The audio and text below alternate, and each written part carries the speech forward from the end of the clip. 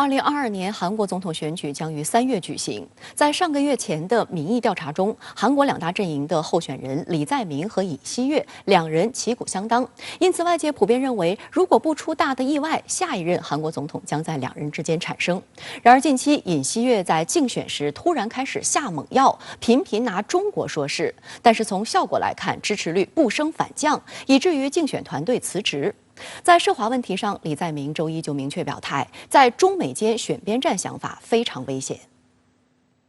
韩国执政党共同民主党总统候选人李在明周一上午在新年记者会上表示，要求在美中之间2选1的想法非常危险，这是最无主见的仆从性姿态，是只有缺乏自信、不知何去何从的人才会有的态度。고도의 외교력이 필요한 시기입니다. 이런 관점에서 미국과 중국 모두 우리에게 꼭 필요한 파트너입니다. 경제뿐만 아닌 안보와 평화를 위해서도 협력을 강화해야 합니다. 李在明此言明显是针对最大在野党国民力量总统候选人尹锡悦日前批判政府侵华政策的言论。尹锡悦在上周二同韩国、美国商会座谈时批判文在寅政府采取倾向中国政策，并以中美间斡旋者自居，结果适得其反。李在明强调，韩国应坚持自主判断。他说，我们可以同时选择美国和中国，也可以不选择任何一方，还可以偏向于其中一方，这就是实用主义路线。中国国际问题研究院亚太所助理研究员李明告诉深圳卫视记者，不论是安保还是经济层面，韩国国内一直有加强国家自主性的声音，这种声音在李在明所在的进步阵营中更为突出。特别是韩国驻美大使近期也公开表示，韩国不要做在中美之间被动选择的国家。都可以看出，韩国目前的着眼点是在于自身利益最大化，而非单纯在中美之间选边的问题。所以我们一方面可以看到韩国，他试图减弱对中国经济的依赖，他想搞，比如说进出口贸易的多元化，这是一个方向。但是，应该也看到，他在安保方面、安全保障方面也在寻求，一种多元化。他不想仅仅依靠那个美韩同盟，他也想，寻求更多的支点。所以，我们对韩国未来的一个外交还有经济的走向，应该还是有一个更清醒的认识。根据韩国多家民调机构周一发布的下届总统候选人支持率调查结果显示，李在明的支持率39%，大幅领先尹锡悦的29%，差距首次拉开到2位数。受支持率大幅下滑影响，尹锡悦周三宣布解散党内竞选团队。对于此前与李在明不相伯仲的支持率突然被拉开，观察指出有3个因素不可忽视。首先就是尹锡悦不止一次拿中国说事。竞选期间，尹锡悦曾多次表示，韩国要想中国真正尊重，就要大力加强美韩关系。中国要想韩方拆除萨德，必须先撤除其边境的远程雷达等论调。李明在接受深圳卫视采访时指出，尹锡悦本身并不是传统的保守派人士，而是半路出家到保守阵营内的，因此他需要向保守民众表明自己的政治立场，所以不断亮出亲美反华的态度，意图凝聚保守民意。但是尹锡悦的举措却让很多韩国民众反感，认为其不但妄议国策，而且挑拨中韩关系，是政治不成熟的表现，失去很多支持。在韩国民众看来，我自己可以说我不喜欢中国，但是你如果一个政治家说出这种反华的言论，那其实是对整个中韩关系乃至整个韩国经济是不利的。所以这其实是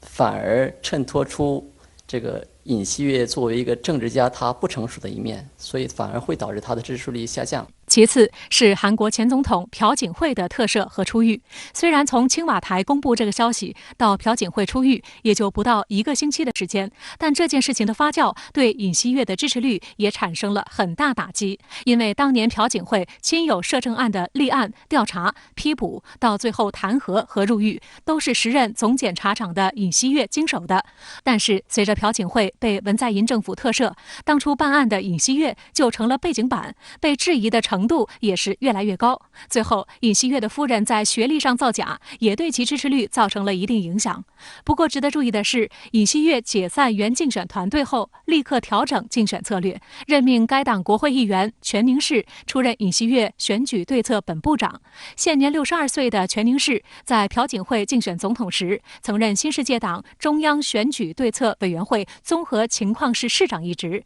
为朴槿惠赢得大选立下功劳。更值得注意的是，全宁市还曾于2013年至2015年担任韩国驻华大使。周二，中国驻韩国大使邢海明在大使馆接受韩联社专访，就中韩关系、朝鲜半岛局势、北京冬奥会、疫情防控等诸多话题畅谈见解和看法。邢海明强调，今年是中韩建交30周年，两国关系面临深化发展的重要契机。中方愿同韩方一道努力，进一步巩固两国高层密切交往势头，为中韩关系发展源源不断注入新动能。被问及对韩国下届政府对华政策的立场，邢海明表示，大选是韩国内政，无论哪个党派、哪位候选人赢得选举，中方都愿同韩方本着平等和互利的精神，共同致力于推动中韩关系继续向前发展。相信韩国新一届政府会同中方一道，继续加强友好、聚焦合作，推动两国关系实现更好发展，造福两国人民。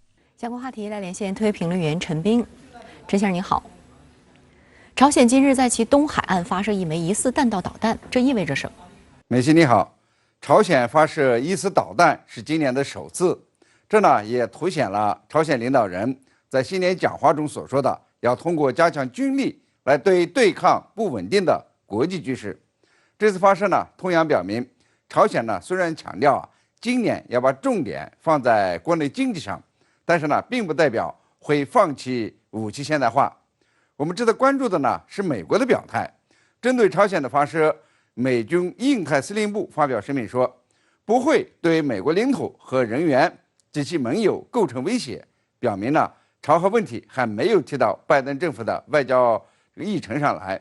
看看美方发言的层级，也知道这个美国的心思是美军，而不是国务院或者是白宫。那么去年3月呢，朝鲜呢就对美国画出了红线。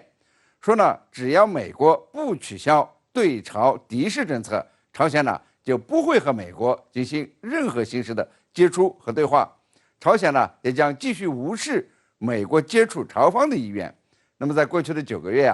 这个朝美之间呢似乎也没打过交道，双方呢各自为政。现在呢，美国的疫情非常严重，顾不上朝鲜问题，所以呢是低调处理。中国呢则继续劝和，希望有关各方呢都着眼于大局，这个谨言慎行，坚持对话协商的正确方向，共同致力于推动半岛问题政治解决的进程。韩国将在3月举行大选，如何来看待韩国的对华政策呢？那么大选之后，中韩关系会发生变化吗？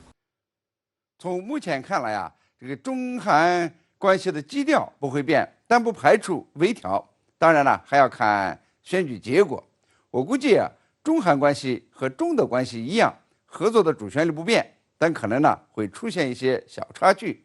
就当下的选情看呢，执政党候选人李在明他的主张是，这个韩国不会在这个中国和美国之间的2选1，而是要自主发声，走务实的外交路线。最大的在野党候选人尹锡悦批评文在寅的政策轻滑，批评呢中国说是，但是呢民意支持率反而大降。这个韩国选民呢显然是希望这个中韩关系呢保持一种合作关系，没必要折腾，更没必要呢跟着美国跑。现在的民意调查显示执政党候选人李在明的支持率呢要高出近10个百分点，尤其是年轻选民对韩国执政党候选人的支持率更高。那么其实这个无论谁来当选，看着世界格局变化是如此的快速，都会期待呢与邻居中国，与世界第2大经济体呢保持比较好的关系，本国的发展才会稳定。那么我个人的判断是，执政党候选人李在明胜选的可能性呢要更大一些，这个中韩关系呢也不会发生大的变化。好的，也谢谢陈先生跟我们共同在线分享您的观点，谢谢。